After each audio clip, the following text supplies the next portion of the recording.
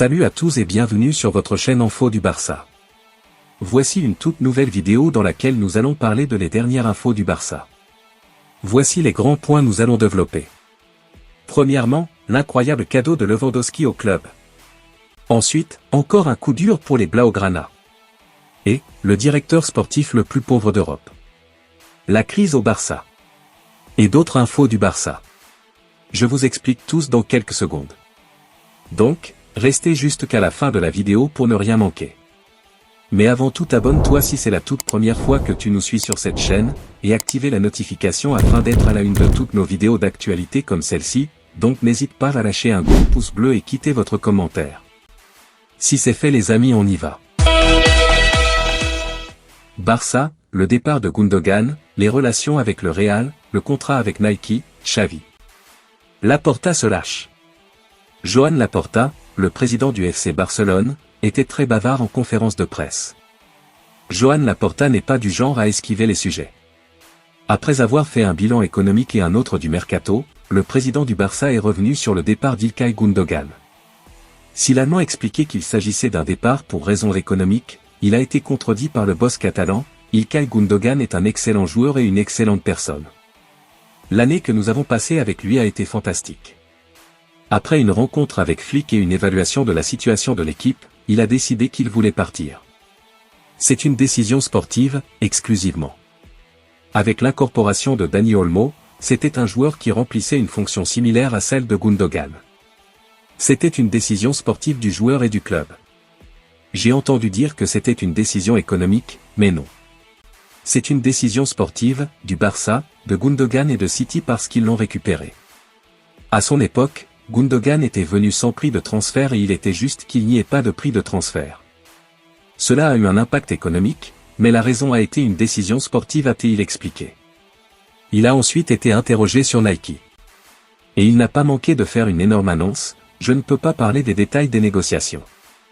Le contrat Nike ou quoi que ce soit, ce contrat n'a pas d'impact sur les comptes de la saison 2023-2024. C'est un accord sur lequel toutes les parties ont beaucoup travaillé. Ce sera le meilleur accord dans le monde du football. Questionné sur ses relations avec le Real Madrid, Laporta a été cash: les relations entre nous et Madrid sont très mauvaises. La manière dont ils ont utilisé l'affaire Negreira contre nous est inacceptable. Qu'ils fassent ce qu'ils veulent et nous ferons ce que nous voulons, a-t-il lancé avant de conclure sur le départ de Xavi. Xavi est une personne que j'apprécie beaucoup.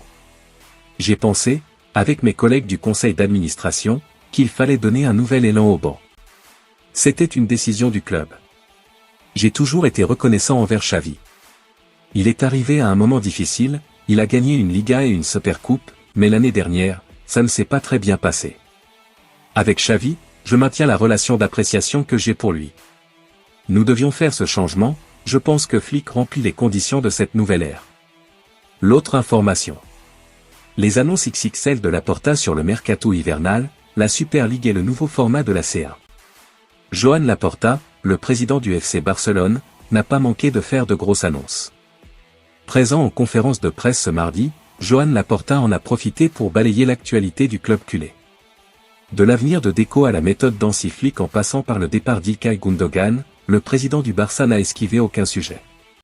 Interrogé à nouveau sur la Super League, il a révélé qu'elle était toujours vivante même s'il apprécie le nouveau format de la Ligue des Champions. La Super League est toujours dans son état actuel. Elle travaille pour avoir la plateforme audiovisuelle pour le lancement. Elle est toujours là. Cela a aidé l'UEFA à évoluer avec le nouveau format de la Ligue des Champions. Maintenant, il distribue 500 millions de plus. Cela peut être amélioré. Les chiffres de la Super League sont beaucoup plus attractifs, mais tout ce qui évolue est le bienvenu.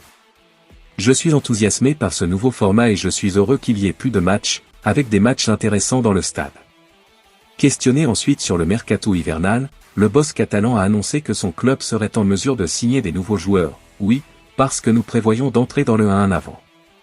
Cela vous donne plus de facilité pour inscrire les joueurs si vous n'êtes pas dans une situation précaire. Nous l'avons planifié. Nous sommes satisfaits des joueurs que nous avons. Avec Deco et son équipe, nous travaillons à moyen et long terme. Nous prévoyons d'atteindre la règle du 1 d'ici là. De quoi envisager un beau mercato? L'avenir le dira. L'autre information. Flick a transformé un banni en titulaire indiscutable. Poussé vers la sortie par la direction du FC Barcelone, Íñigo Martínez 33 ans a su gagner la confiance d'Hansi Flick, qui le titularise à chaque match en défense. L'expression « tout va très vite dans le football » s'applique bien au cas Íñigo Martínez. Au début de l'été, le défenseur basque de 33 ans était l'un des joueurs sacrifiables pour la direction du FC Barcelone afin d'entrer dans les clous du fair play financier. Mais le joueur a attaqué la préparation pied au plancher et ça a plu à Hansi Flick, qui apprécie cette mentalité. À 100% même aux entraînements, Martínez a fini par gagner sa place dans le 11 de départ, bien aidé par la blessure de Ronald Araujo. Flick lui fait tellement confiance qu'il s'est battu pour qu'il reste cet été. Et il l'a titularisé lors des 4 premières journées de Liga, toutes gagnées. Avec Pau Cubarsí, il forme une défense centrale de haut niveau. En outre, Martínez distille de nombreux conseils aux jeunes, ce qui plaît d'autant plus à son coach. Il n'est sous contrat que jusqu'en 2025 et il n'est pas certain qu'il reste titulaire quand Araujo reviendra de blessure, mais cet été ressemble à une résurrection pour l'ancien joueur de l'Athletic Bilbao. L'autre information. L'incroyable cadeau de Lewandowski au club. Afin de permettre au FC Barcelone d'enregistrer ses nouvelles recrues, le Polonais Robert Lewandowski a proposé au président Joan Laporta d'ajuster son salaire. Joan Laporta, président du FC Barcelone, s'est exprimé longuement dans l'Auditory 1899 du Spotify qu'en août pour faire un état des lieux après la clôture du marché des transferts d'été. Il a évoqué les problèmes du club, notamment la difficulté d'inscrire des joueurs, en ajoutant que Robert Lewandowski avait proposé son assistance pour aider le club à résoudre cette question. Je vois Robert plus motivé que jamais. Robert avait besoin de ce nouvel élan, il est en très bonne forme physique et je le vois très excité. C'est un joueur engagé pour le club et je peux vous l'assurer. Quand il a entendu que pour parvenir au fair play, nous devions faire des efforts, il a proposé son contrat, je l'apprécie beaucoup, mais je lui ai dit que ce n'était pas nécessaire. Il est très engagé envers le club et est aussi exigeant avec l'équipe. Avec lui-même et avec ses coéquipiers et je suis sûr que ce sera la meilleure année de Lewandowski, a déclaré le président, remerciant Lewandowski pour son attitude. Laporta a mentionné ainsi que l'avant-centre était prêt à ajuster son contrat pour permettre l'enregistrement de Dani Olmo et Pau Victor dans la Liga. À titre de rappel, le joueur polonais est en grande forme depuis le début de ce championnat, ayant inscrit 4 buts en 4 matchs de Liga, ce qui a permis à Barcelone de prendre la tête de la compétition, cela est en phase avec les prédictions du président Laporta. L'autre information. Encore un coup dur pour les Blaugrana. Après Frenkie de Jong, dont la date de rentrée n'est pas connue, et Marc Bernal, c'est au tour de Fermín López de se blesser parmi les milieux du FC Barcelone. Il paraît que le FC Barcelone et le Real Madrid ne voient pas de lien entre les multiples blessures qui frappent leurs effectifs. On pourrait leur rétorquer que les cadences infernales pourraient être la cause principale, bien plus en tout cas que la malchance. Ainsi, ce mardi, les Blaugrana ont-ils appris que leur milieu de terrain Fermín López s'était blessé avec les espoirs espagnols. On ne connaît pas la nature de ce pépin mais son absence a été évaluée à 1 mois. C'est un énième coup dur dans ce secteur de jeu pour le Barça. Après Frenkie de Jong, dont la date de rentrée est toujours inconnue, et Marc Bernal, gravement blessé à Vallecas et out pour 8 à 10 mois, c'est donc au tour de Fermín, en sachant que Pedri est régulièrement touché lui aussi. Un Fermín qui n'a eu que très peu de vacances entre la fin des Jeux, où il a décroché l'or, et son retour à la compétition avec le Barça. Ceci expliquant sans doute cela. L'autre information. Le directeur sportif le plus pauvre. La crise au Barça. La déception de Deco, retour sur un été tourmenté au FC Barcelone. Le FC Barcelone a traversé une période tumultueuse lors du mercato estival. Sous la direction de Deco, ex-milieu de terrain devenu directeur sportif, le club a dû faire face à des obstacles financiers significatifs qui ont entravé la réalisation de plusieurs transferts stratégiques. Le FC Barcelone n'est plus l'entité financièrement solide qu'elle fut autrefois. Depuis plusieurs saisons, le club lutte contre une dette colossale, conséquence d'une gestion passée imprudente et d'une pandémie mondiale qui a exacerbé les difficultés économiques. Sous la présidence de Joan Laporta, le club a mis en place un plan de redressement, mais les résultats tardent à se manifester. Cette situation a directement affecté les ambitions de Deco, nommé directeur sportif en 2023, et contraint ce dernier à reconsidérer ses objectifs pour le mercato estival.